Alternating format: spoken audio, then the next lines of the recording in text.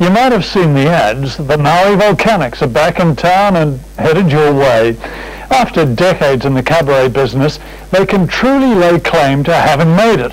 They've played the big clubs, the big towns, played alongside the big names. They count Tom Jones as a personal friend.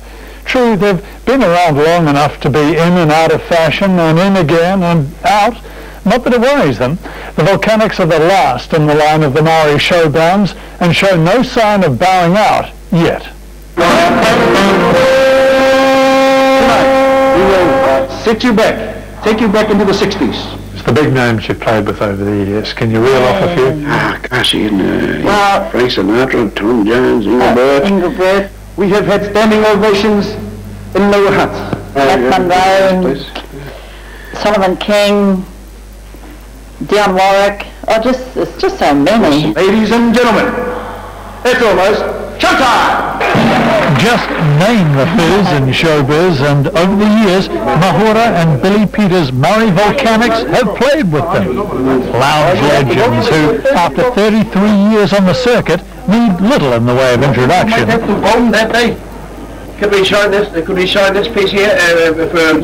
Can we dull it? Just showing that takes up too much light. Any brass, sir?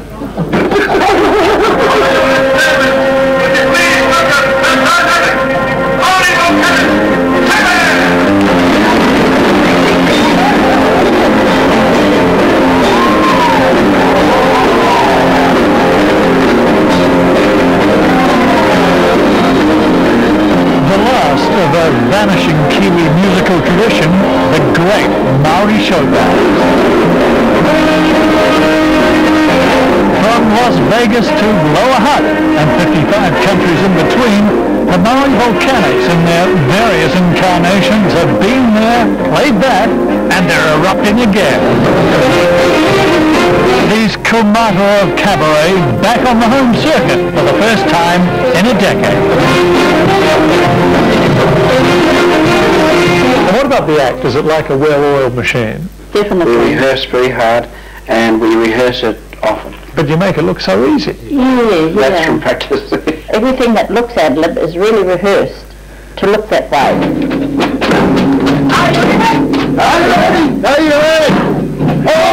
No venue too big, no rehearsal room too humble. Even now, 3 decades on, professionalism is paramount. A volunteer, please step forward. They're adding the final gloss to a new routine for their comeback tour of the Heartland. You've got to keep in mind, though, that it's not just music. Ours is pure entertainment.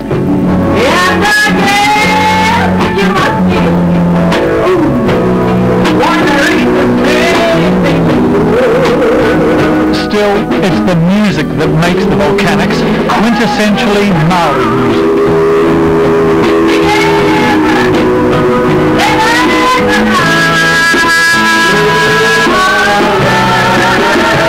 An irresistible blend of the catchy and kitschy.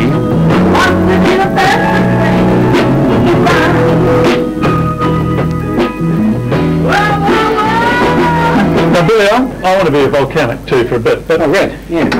the main thing here, the Maori strut, would you use that as like the basic rhythm? And is that what sort of sets, say, the Volcanics apart from other bands? That's how I think all the bands in this country started off. We started playing that rhythm. That's how we learned to play in actual fact, sitting at home.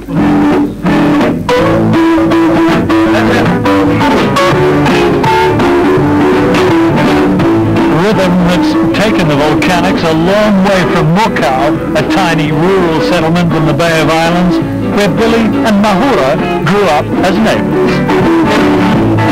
I had a horse just like that one day, but he had big long ears, you know, and he's very short-winded, you know. And we used to go out in hurries, and we used to we'd all get on the horse and ride them all out there. Be about 15 of us. I asked you, were you as thick as you were now riding the horse? Maybe that's why it was out of wind.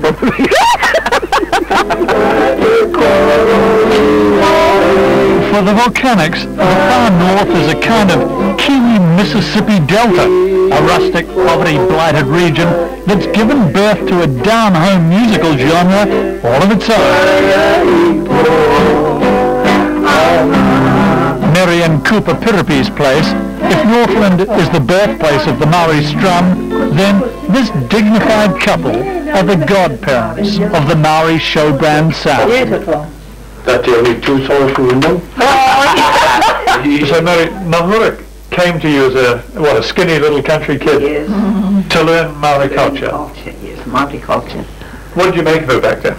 Well, I thought she was a little skinny brat, you know, I really did. Coming from town, I thought, oh, here comes this girl, and she was all white and, freckly thing, and I thought, oh, gee, she'll be useless. This is my own view of her, and I thought, gosh, she's got no talent.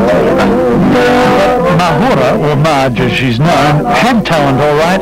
She just needed a push in the right direction. What was it that you learned from Mary that has stayed with you right through the career? Wow, in Maori culture in general, and I did cut my teeth in entertainment as with Maori culture, you know, the poi, the action songs, etc. A bit of Polynesian, a bit of Maori, a bit of European, make a minstrel, chic of Arabic. By the time Mahura and a couple of friends made for the bright lights of Sydney in the mid-60s, they reckoned they were ready for the big time. Smoky Sydney side where cabaret was king. And for a youngster with big dreams and a new band, well, it seemed fame and fortune were just a gig away. Our first show as the Maori Volcanoes, we got the sack. We got up there, we all got up there, we were blowing away, and then the guy said, who is this group? So let us play the second night. He said, get him out of here.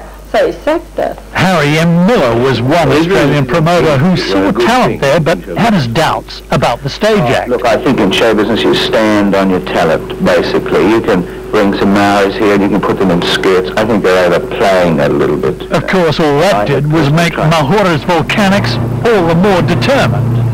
He said, well, we'll fix you a lot up then. So we went back and we rehearsed for weeks and weeks. And it paid off. Showtime Volcanic style took the town by storm. This was the start of the Kiwi invasion of Aussie showbiz. All right, the swinging 60s. Righto Blue. Bill Warren was a young music promoter back then. 30 years on, the Auckland Regional Council chairman and part-time talk show host is still talking the Volcanics up. I think that they were pure entertainment. The Aussies hadn't seen anything like that. But Australia was just the beginning. Next stop, the world. And before you knew it, no matter where you went in the world, there was a Maori show band. And if they weren't Maoris, they were calling themselves Maoris, and it was Italians and Greeks and goodness knows what. I never can say goodbye. And the venues, Morecambe's Hong Kong, the Plaza Club, Saigon, the 40 Thieves Bermuda, the Hilton Istanbul, Caesar's Palace, Luton, swinging London, and just a flight away, Viva Las Vegas, or positively Wellington.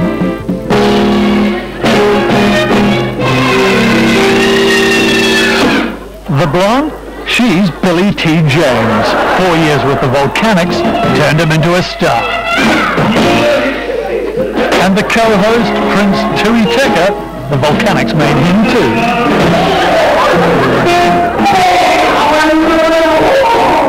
And even now, their titanic legacy lingers on.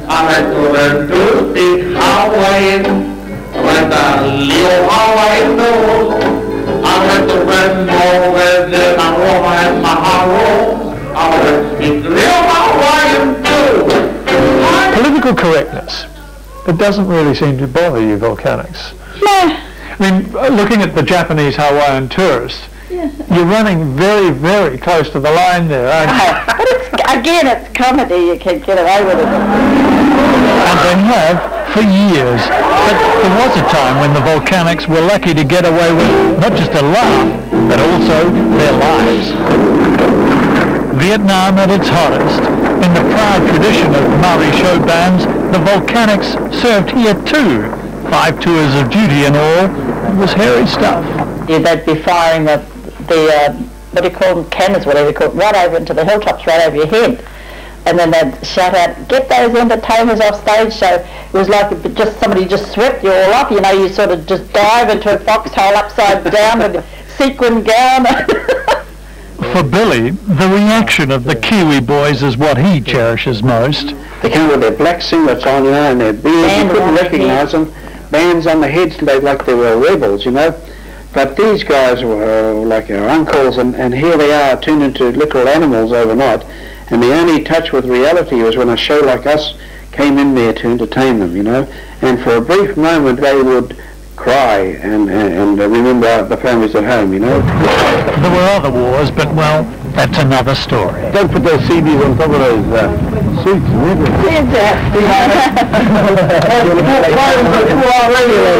Hopefully the seatbelt fits. Highways, byways, autobahns, the volcanics have chewed up more blacktop than anyone can recall. And here they are, on the road again. Close that window, one of my hairs out of place. The only one. Over the last 30 years, the volcanics have wowed him from Vientiane to Vegas, but for all that, it's this, the home ground, that still triggers the jitters, the home ground, the home crowd, sternest critics of them all. The cabaret genre that you play, is it past its sell-by date? 60s music was out of it. But you kept on playing it. No, we just kept playing. And now the times have caught up. No, it's caught up to us. The crowds are just as large, you know what I mean? Yeah. The crowds are just as large, they're not deteriorating. So it must be what they want to hear. A very good evening to you. Lovely evening in the Bay of Plenty. High excitement, the word's out. The action is in Oporiki with the Māori Volcanic Show Band, which is playing at the Oporiki Deluxe Theatre this evening. The crowds are spread a little thin tonight. There's been a death in the fire. But the volcanics, seasoned troopers that they are determined the show won't follow suit. The show must go on. Okay, let's go. The volcanics are the last of the real show bands, been around long enough to know what it takes to warm a crowd on a cold night.